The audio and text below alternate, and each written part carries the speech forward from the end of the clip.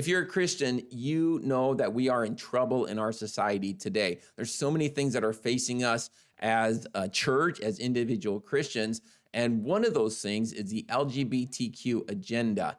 I have just published this book. As a matter of fact, this is only my proof copy right now, and I'm looking through it one more time to make sure everything's okay. A lot of this came out of my doctoral project that I did a few years ago.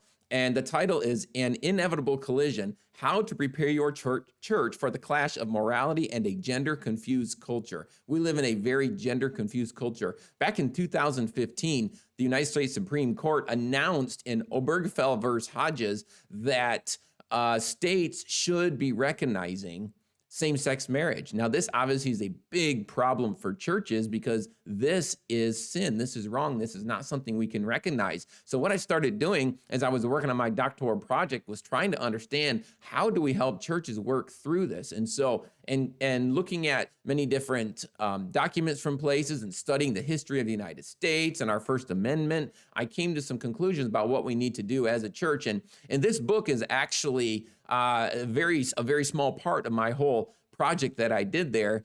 And it's just some practical things to try to help understand. So I really want you to get this. I want you to get that for your pastors, for leaders in your church, just for you to read. Just to give you an idea, I have it split up into two sections. Part one is, how could this happen? How could we get to the point where we don't even know the difference between a man and a woman anymore? How can we get to the point where there doesn't seem to be any truth? We talk about, are there any moral rules, and who decides what's moral? And of course, I come to the conclusion that it's God, his nature, that decides what is moral. But then the question is, who put God in charge?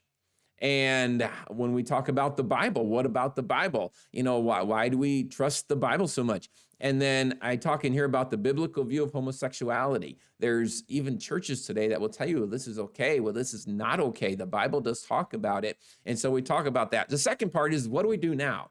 And the things that I share in here are building upon a stable foundation, updating the documents of your church, considering some very important questions that we have. So I really want you to get this book. I'll let you know when it's available to you on Amazon. God bless you guys. We really need this. I'll see you later.